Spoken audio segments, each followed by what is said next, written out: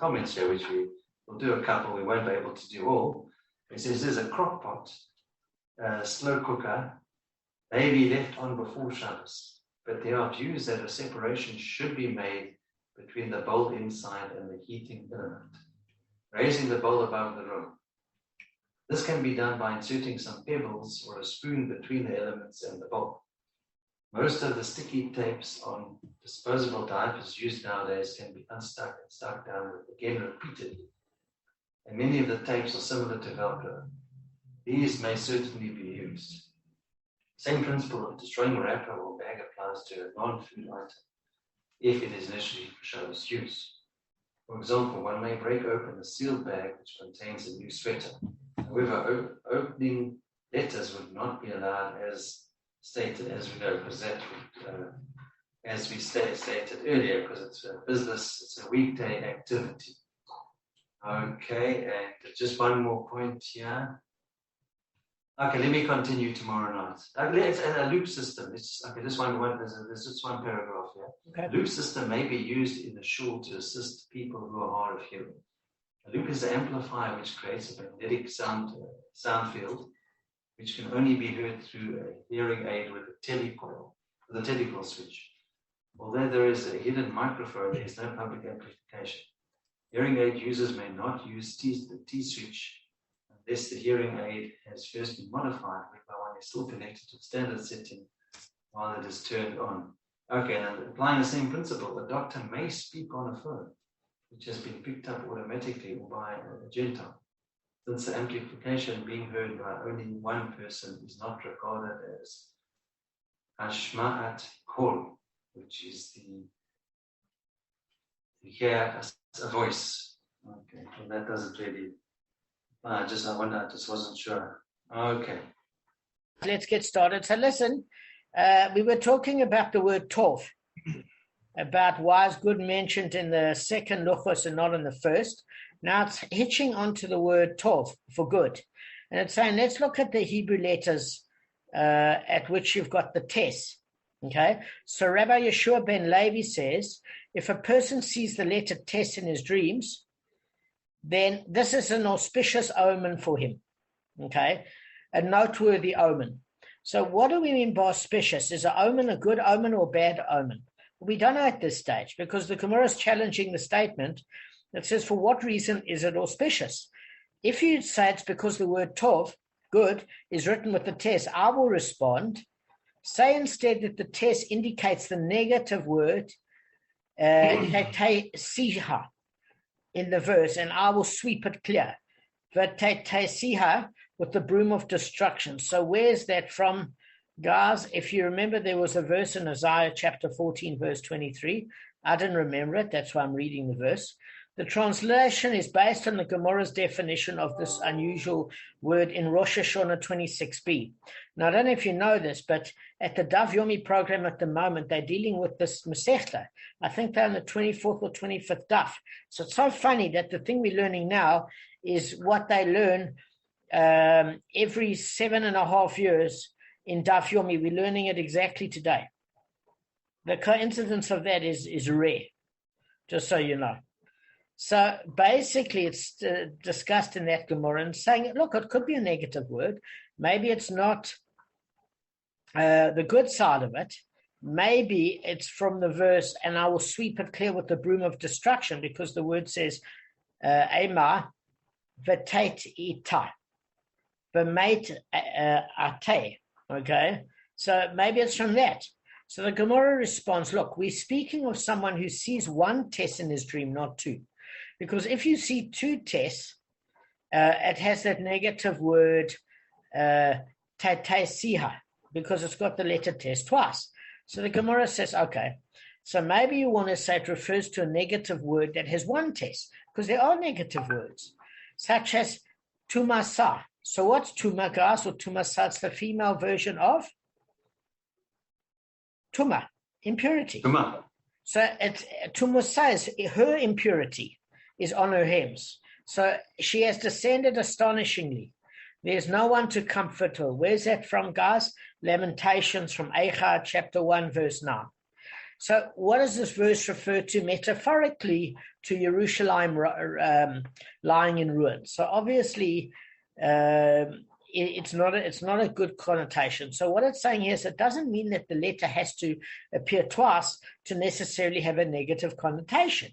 It's using an example where a single letter tes could also have that negative connotation. So the Gemara concedes the point somewhat, and it says, let's reinstate the teaching. We are speaking of someone who sees in his dreams both a tes and a base. So why would we need both? Because this is an auspicious omen. When we see the word tov, it's got a tes and a base, tov. Okay, it starts off with a tes and then ends off with a base. And they contain both of these letters. So maybe it's a good omen when you see both of those letters, right? So the Gemara objects. It says, look, but say that tes base indicates not the positive word tov, but the negative word taba'u, as in her gates have sunk taba'u into the earth. Where's that from again? Well, again, guys, that's from Lamentations in the 2nd chapter, verse 9. Okay? So, obviously, it could have also a negative connotation. It doesn't necessarily have to have the word tov. So then the Gemara returns to its original understanding of the teaching that only a tes was seen in a dream. But it offers a completely different explanation as to why this is presumed to represent good, tov.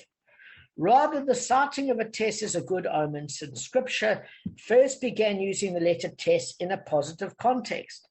Because from the word of the Torah, how does it start off? Bereshit, in the beginning of, okay? Until the word Vayar Elokim et Haor Ki, and God saw that the light was. So that's the first mention of the word good, okay? So in other words, it said, and God saw that the light was, and then it starts the word good. So the Gemara is trying to say, hang on a second. The first time that the letter starts with a tes, not from the word Bereshis where it ends, but where it starts, is the word tov itself in the Chumash. And that's why if you see a tes in your dream and a base, you know it's a good word. Because the first time the tes appears is when there's a base at the end of it, in verse 4 of Genesis, Bereshit. Does that make sense? So the first tes appears in the next word in that verse, tov, which is good. Okay. So, if you have a look, okay, so let's just then teach something by. There's another teaching of Rav Yeshua ben Levi. So, Kevin, you asked a good question the other day. You say, how come it jumps around? Sometimes it jumps around because often we learned in the Gemara that it will teach all the teachings of that particular rabbi in a row. So thematically, it has escaped from the subject at hand, but it says, since we're on the subject of learning what Rabbi Yeshua ben Levi taught, let's hear what else he taught. Does that make sense? So in other words, it goes off on a tangent, but still within this theme of Rav Yeshua ben Levi, but off the tangent about talking about the word tes. So in other words, it's divergent. It's basically gone off a tangent, and it will come back to its main subject. Saying, well, what else did Rav Yeshua ben Levi teach us? So he said that if a person sees the word hesped, which is a eulogy, after when somebody does a eulogy in his dream, this indicates that they spared chasu, him in heaven, and redeemed him peda uhu, from his troubles. So what does this mean in a nutshell? Is that according to the Marshal, the letters Hay and Chet are often expounded interchangeably in the Talmud and the Midrash. I mean, we even have this in the tradition. We say in South Africa Chanukah, and how does Americans say it, Arth? I can't hear you. With the H. Hanukkah? Yeah, that's exactly it. So we say Chanukah, and we say Chaim, and they say Chaim. Exactly. So the Chet and the Hay are interchangeable, right? So we see this often in the Talmud and the Midrash. Where's another example? In Reuven 53b, Rashi discusses that the person was shown a chesed, but this was meant to be interpreted as chas paid, which means he was rescued. In other words, in Shemaim, he was eligible for the death penalty, but they spared him and redeemed him from his troubles. He obviously had some merit. And that's what that dream is about. But this applies only if the word was shown to him in writing. In other words, seeing an actual eulogy in progress is a negative omen. You don't want to see somebody in your dream being eulogized. Certainly not if it's yourself. That's not a great omen, okay? But if you were shown an image of a word, hasped, the intent is for a good omen because you could obviously infer it as he was spared in account of some merit. That's Torah Sachaim and the Maharsha. Guys, just give me 1 second. I'm just getting something off the stove. And another one of those words. And Damon, just one thing before you start. Americans don't say shalom, they say shalom. They can't say the O sound. So that's how you recognize it, Gavin, when you come to Israel. Shalom, not shalom. I thought it's quite from the English as well. If they can speak English, it helps. All right, guys. So basically, it's a good omen if it's shown to him in writing because it could break up in the word instead of eulogy is he was saved from a calamity, okay? Now we're going back to the discussion about kilayim in our Mishnah. And what is kilayim? It's got two aspects to it. Oh, that's excellent. Pairing diverse species, in other words, for working together, or pairing diverse species in order to breed together. Those are your two basic prohibitions, okay? And we learned that there's several prohibitions that apply to domestic animals, and it continues, and similarly, any wild beast or bird is legally the same as domestic animals, okay? So how do we know that? We use the word every behemoth.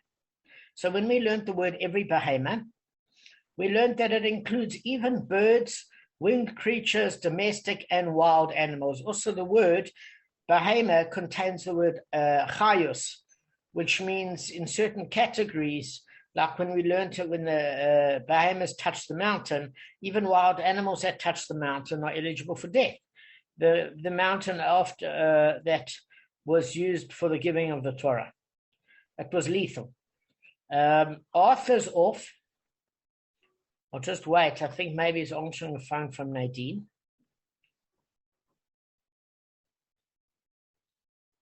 I'm just getting some strepsils because my throat's sore. Okay, no problem.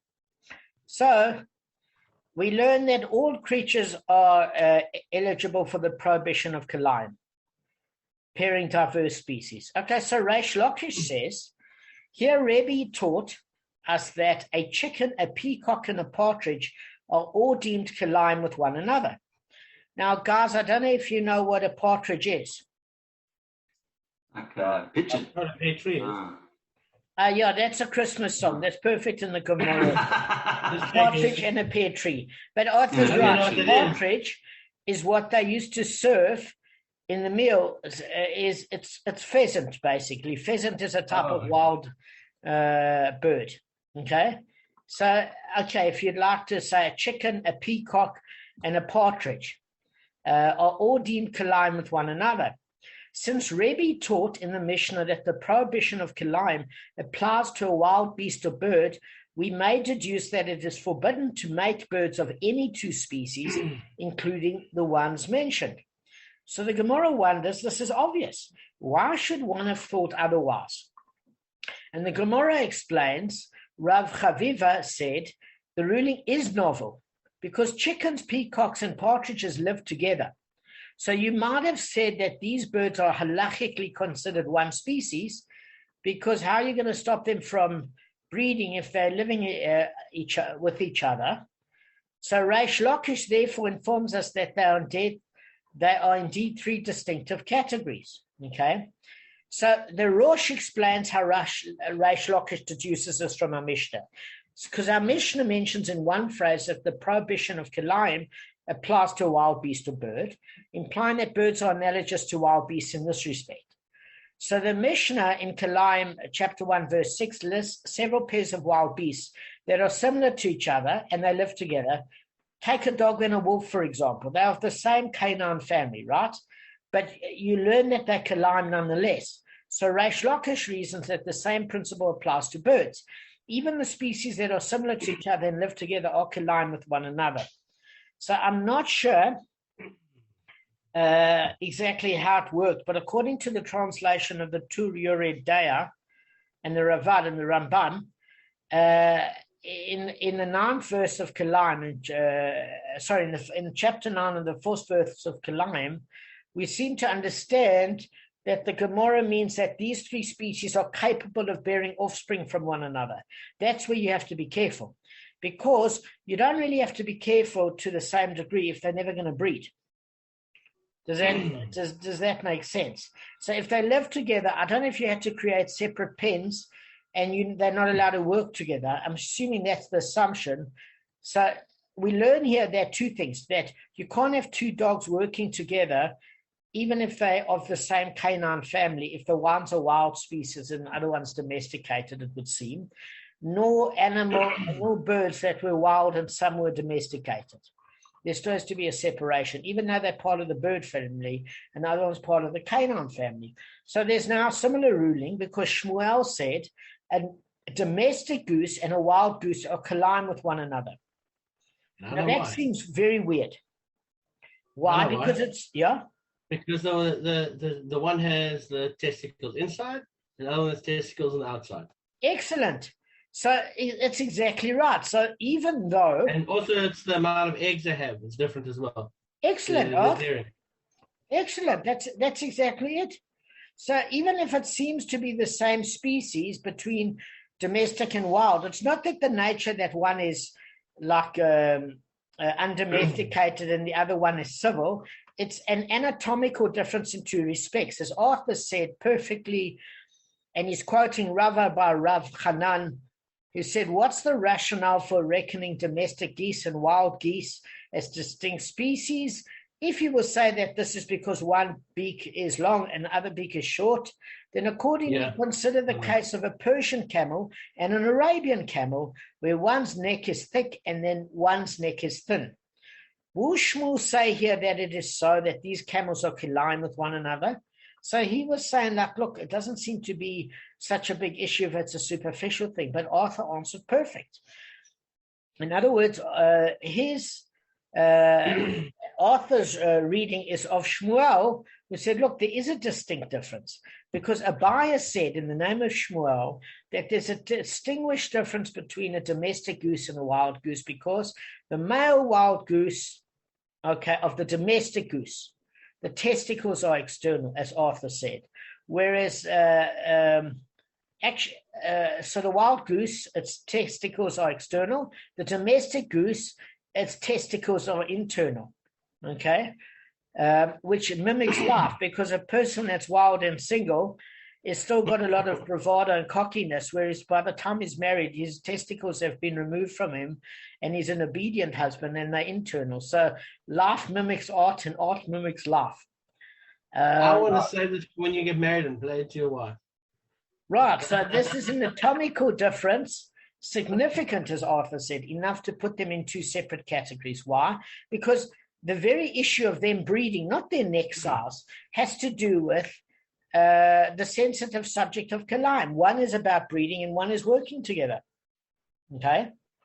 So it's not a minor physical variation. Okay, so the scrotum protrudes from the body. Okay, fine. So the Gemara presents a further explanation pertaining to females of the species. Rav Papa said the female wild goose bears only one egg in a single gestation, whereas that one, the female domestic goose, bears many eggs in a single gestation. Okay? which means, again, art imitates life and life imitates art, because women are different. They don't want to fall pregnant out of wedlock, hence the one egg. And when she's got the ring on the finger and it's a female domestic goose, she doesn't mind bearing many eggs in a single gestation as long as the I husband don't know how you got to that, Damon, but anyway. financially provide. You got to that, but anyway. What? The wild goose and the geese mating, and then the tame one, domestic ones, they're just two different types. It's not a. It's more like when the parents are wild, the kids are wild, so you only have one. When they're tame and the kids are tame, you have many. Okay, so we're gonna just to take off this confusion. Rav Papa said the female wild goose bears only one egg in a single gestation, whereas the female domestic goose bears many eggs in a single gestation. The Gemara records another ruling in regard to kalim of animal husbandry. So animal husbandry is the study of animals breeding, hence the word husbandry, which goes back to my point. But let's go back. Rav Yirmiyah said in the name of Reish Lakish, one who mates two kinds of creatures of the sea incurs lashes, for the biblical prohibition of kilayim applies even to aquatic creatures. Okay, so the punishment of lashes, malchus, is imposed only for violating a biblical prohibition, not a rabbinic prohibition. So Tosfot explains that the Gemara refers here not to a fish, but to other aquatic creatures, because typically it's impossible to forcibly mate two different fish. So I think here it's talking about mammal fish, like maybe whales or sharks or something like that. But two normal fish, you can't force them to mate. So then obviously there's no prohibition. And you haven't exactly sent them to, I know they say a school of fish, right? But they learn nothing, so you can't get them to work together. So that part I don't understand. But anyway, the reason why you wouldn't get lashes for normal aquatic creatures is because you can't get them to breed. But certain sort of mammalian fish, you can, according to Reish Lakish, who was said by Rav Yirmiyah. So therefore, it's a biblical prohibition. So the Gemara then wants to know the source for the law. What's the reason? How do we know, in other words, that the law of kilayim, stated in regard to domesticated animals, extends to aquatic creatures as well?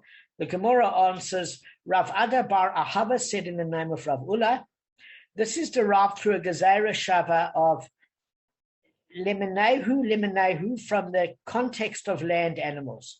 So just as it's prohibited to mate diverse species of land animals, so it is prohibited to mate diverse kinds of aquatic creatures. Okay? And that's in Genesis, Bereshit, chapter 1, verse 21. States that Hashem created all the creatures of the sea according to their kinds, and in Genesis, in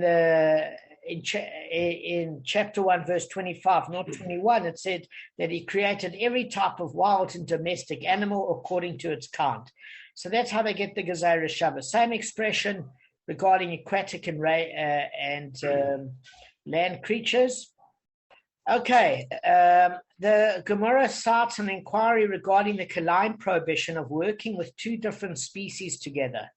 Rachava inquired regarding one who leads his wagon by means of a goat and a shibuta fish together. Okay, so a shibuta fish is a large fish. Okay, Tosfot said it's actually in Gemara Avodah Zorah in the 39th daf. He calls it the goat of the sea, explaining Rachava phrased query in terms of this fish pulling a wagon with the goat. So basically, Rachava is saying you've got a land goat and you've got the goat of the sea, a shibuta. But all we know is that it's a fish big enough to pull something. You know, like I see these things on dirty jobs, these fishermen, where they suddenly cast their line and there's a swordfish and there goes the fisherman over the water. So they strap him in. No, I'm not joking. They strap in the fisherman when they're going for game fish, because these things can take you on a ride and a half. So it's saying, look, all right, let's look at the theory. He places his wagon on the riverbank and he hitches it to a goat walking on the shore and a fish swimming alongside it in the river. So what is the law? Is this a violation of the prohibition of Kilayim? So we say, in other words, the question is as follows. Do we say that since the goat can't descend into the sea and the Shabuta can't go up to dry land, nothing has really been done? I mean, it's not like they're working together since they're inherently separate. So are we saying that if it's not practical for them to ever meet each other, because, with gills, the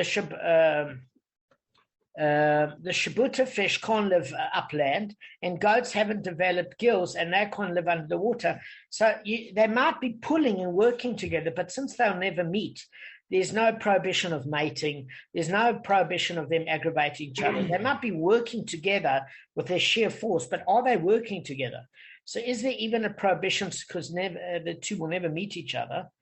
Or perhaps do we say that now that the fact that he's leading the wagon with the goat and the Shabuta, and this violates the prohibition against doing work with two species together? Because, again, Kevin, the first principle, as we learned, it's a biblical prohibition to mate two aquatic species together. And we firstly said, hang on, this can't be normal fish. It has to be mammalian sort of fish, like mammals, under the water, dolphins, etc. And that's why you get lashes. Now that we established this a Kilayim issue in Genesis in the 21st and basically in the first chapter of verse 21 and 25, and there's a Gezerah Shava, and you can't work land or sea creatures together, and they both have that prohibition. We say, well, what happens if you've got a land creature and a sea creature? Okay, if this land creature can never go underwater and the water creature can never go up land, are they really working together? So is there any prohibition to use their force to work together?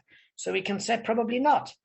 But then do you look at it as a separate issue and say that basically that the species are working together even though they'll never have contact with each other? So in other words, the query is based on an underlying question regarding the essence of the prohibition to mate or work with Kilayim.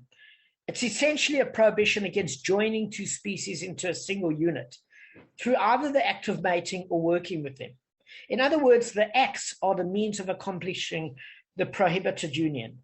Or perhaps is it that the prohibition directly against the act of mating or working with two different species? In other words, the acts themselves are the prohibited ends, even if nothing culminates from it. Okay, so according to the first explanation, working with the different species is prohibited only when they can actually form a meaningful unit together, not when one is a land creature and the other is a sea creature. But then according to the latter explanation, the act of working with diverse species is prohibited even when they can't be considered one unit or perhaps have a risk of mating together because the one in the water and the one can't go into the water. But if they can still work together, there might be a prohibition if the one is an animal and the one is a fish. That's the question that's being asked. So Ravina objected to this. Okay. So the Gemara is saying, look, this could be a problem.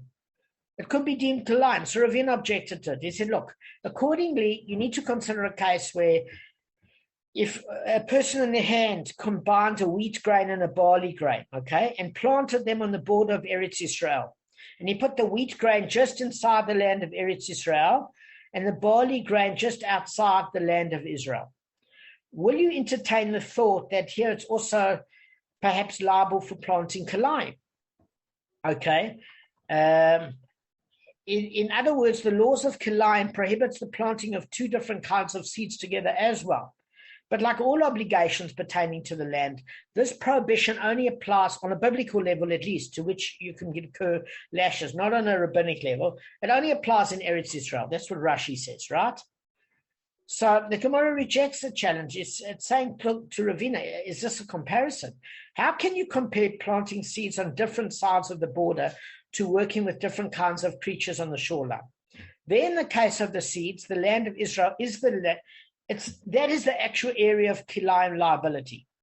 And anything outside the land is not part of the area of liability. So even if you would plant both the seeds outside the land together, you wouldn't be liable. So what difference would it make if you had one seed inside the land of Israel and one seed just outside the border, even if it was a hand apart, as long as it's biblically outside of the land of Israel, one of the seas. You haven't done anything at all with respect to the prohibition. Does that make sense? So you can't use that as an example.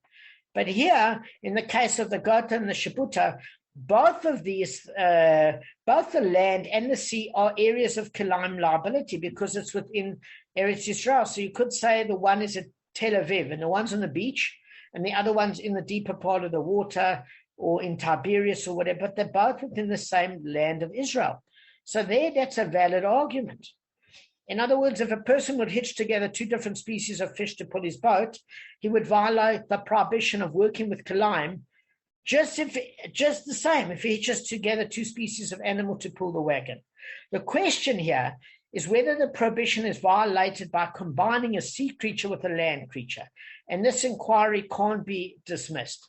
So it was saying again, no question that two sea creatures you can't do it with.